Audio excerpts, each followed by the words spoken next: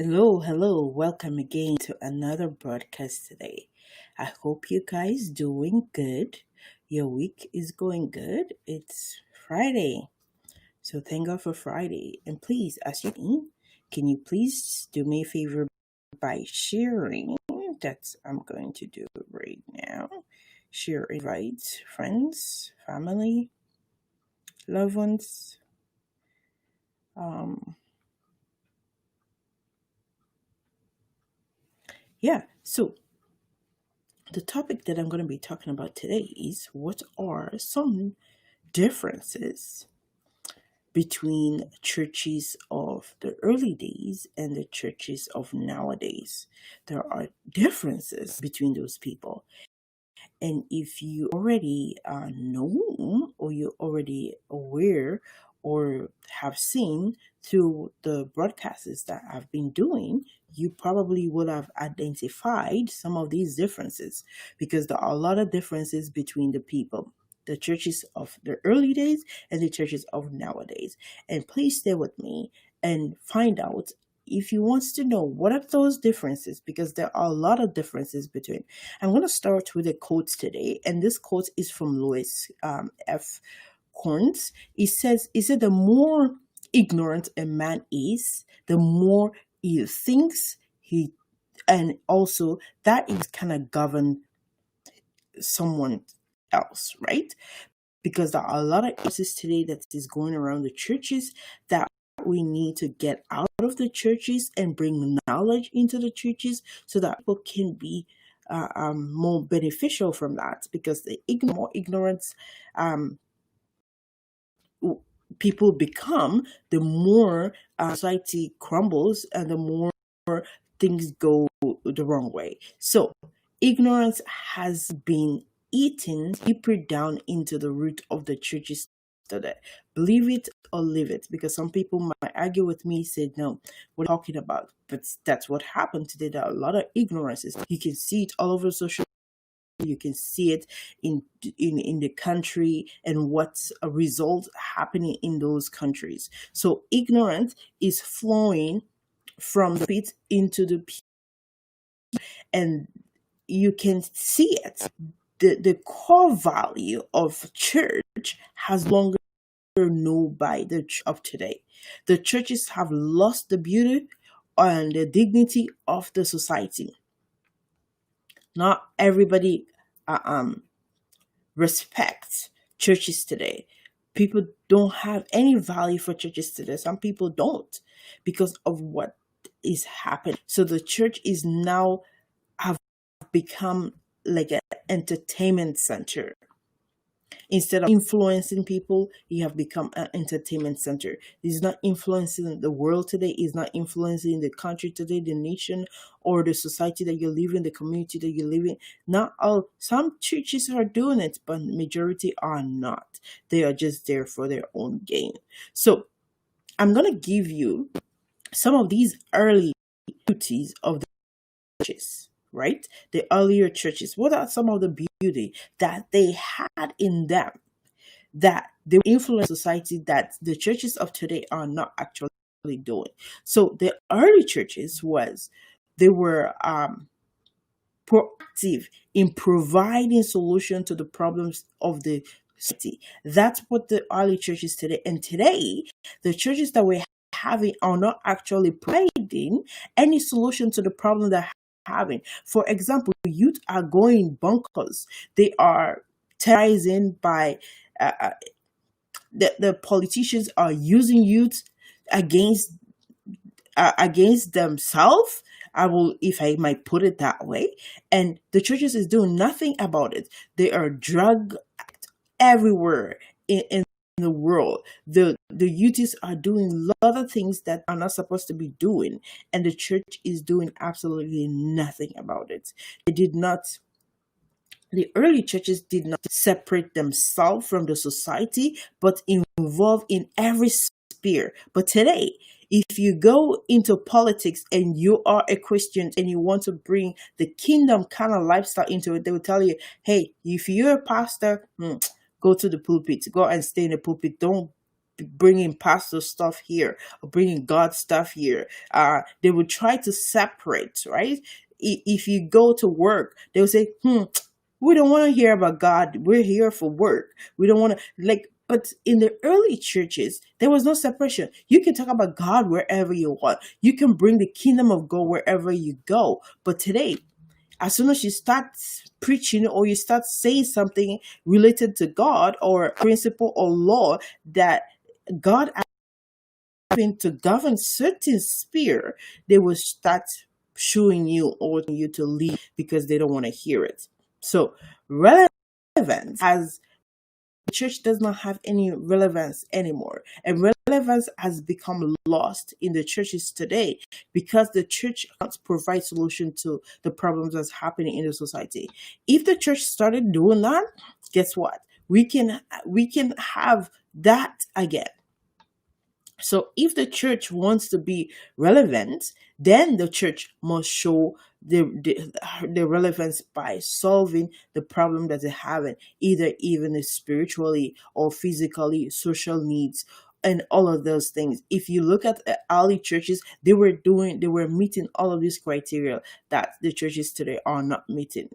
Today, you will have a problem. You go to the church, if you're not a member of that church, they will shoo you away, say, go.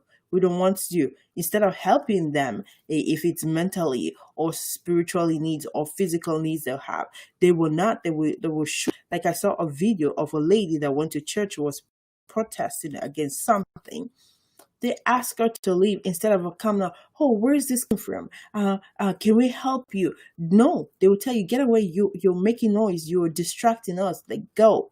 Like, the person is doing that for a reason, and you need to find out why that person is doing that. The church must be a place that influences the society to uphold the justice and moral of the citizen. But unfortunately, that's happening today. So the major evil in the postmodern society were to stop by Christian. That's what the church was meant to be, the solution. That's what the church is supposed to be to the problem, which are darkness that is happening around the world, around your community, around your society, around your neighborhood, around whatever. This is what. So you are the lights that will come and drive away those darkness, which are the problems that are happening in your society. Christians in the early church, these were what the Christians did in the early church. What was one of them? What did they stop in the society? They stopped evil. And one of the evil that they stopped was they put an end to slavery, slave trade that was happening. That were Christians that were fighting for those. But today, Christians, they're passing laws that lesbians are okay to get married, or all of the things, and Christians are saying, yeah, they can do, oh yeah, sure. But the Bible clearly is saying that it doesn't. That is clearly stated there. You shouldn't be like in the beginning, Genesis. God made a man and a woman. He never made a man and a man or a woman and a woman. He never stated that in the beginning. So why are we encouraging that instead of saying, no, I know you have a problem. Yes, I know there's a problem somewhere. Okay, let's figure out how we can solve that problem instead of saying, oh, yes, God made a mistake. You were supposed to be a woman and something. I don't know. Something in that matter. So slave trade was stopped by the olden church. And then killing twins in Africa. Because before, if you give a twin in Africa, they think that was evil. That was something. They will kill those twins. And today it's happening because of who did that? Because of Christian, because that was just evil. And then the other thing that Queens did was like the killing of female children in India and also China. They were killing female. You shouldn't have a female child. If you have a female, they're going to kill you. They only want a male child, right? And those were like Christian. And the other thing too that was stopped by Christians in the olden days that we haven't benefit of it today was that they established the civil right of the Black Americans. That was there. Martin Luther King was a Christian, was a pastor, and he stopped a lot of things. He saw evil that is being done in the society. He stand up, said, no, no, no, no. Not on my watch, not on my clock. This is not going to happen. And today, a lot of Christians are standing where evil is being done. They are saying nothing about it. They don't speak about it. They know it's against that is against God's principle. It's against God's law. But they're not saying nothing. They condoling it. They are encouraging it. They are silent about it. And when you silent about evil, what happened? Evil was triumph. Evil have his way to make itself.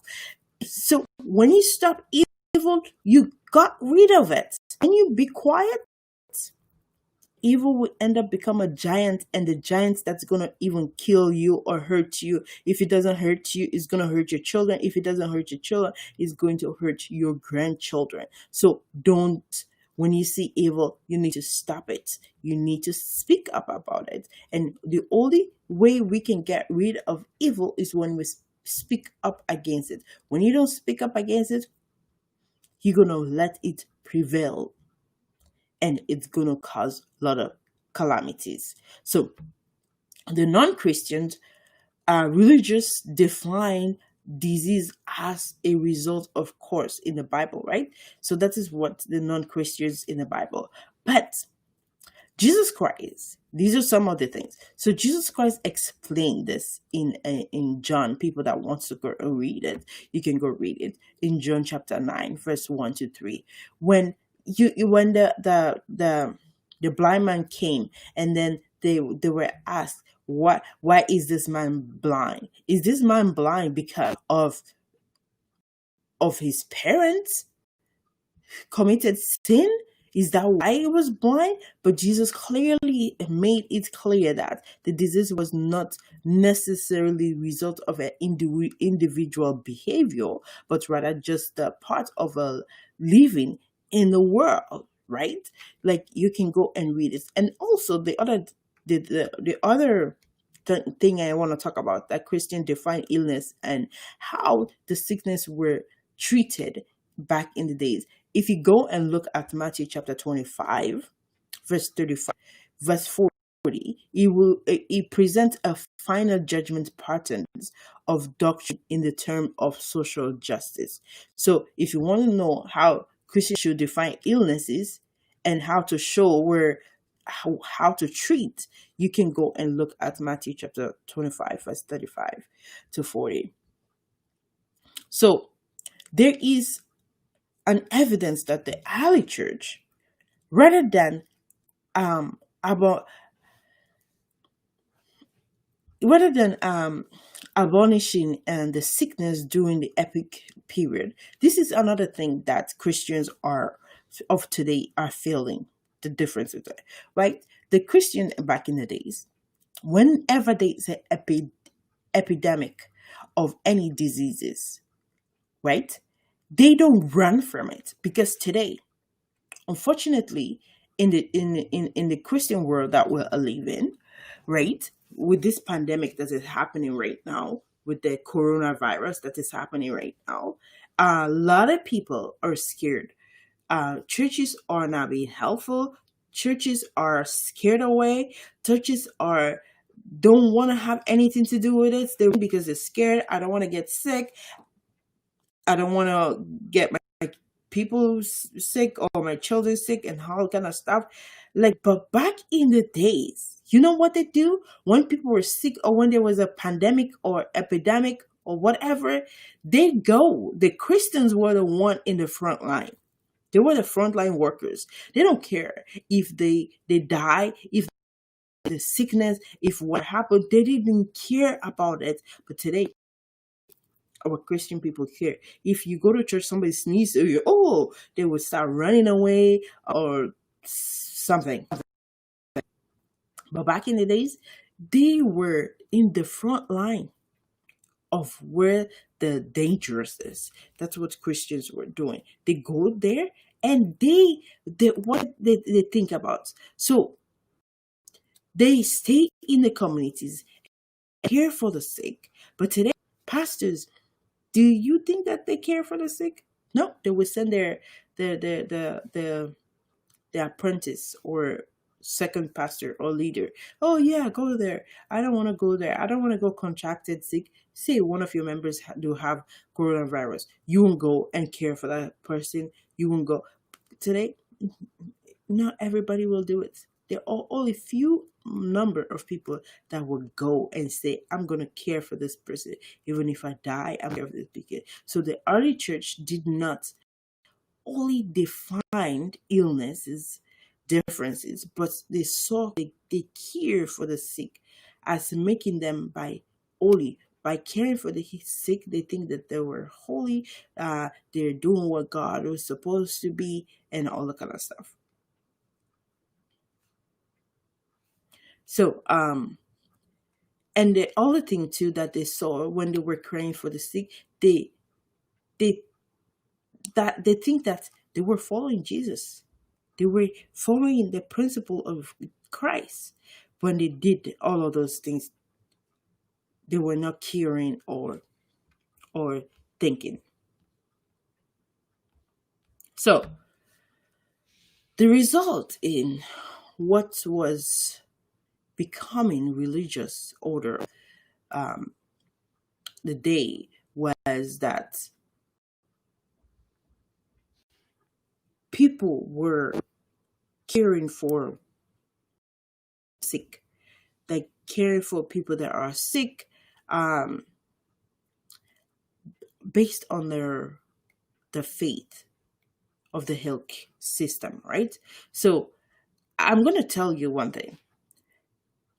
In France, for example, France, there they have a hotel.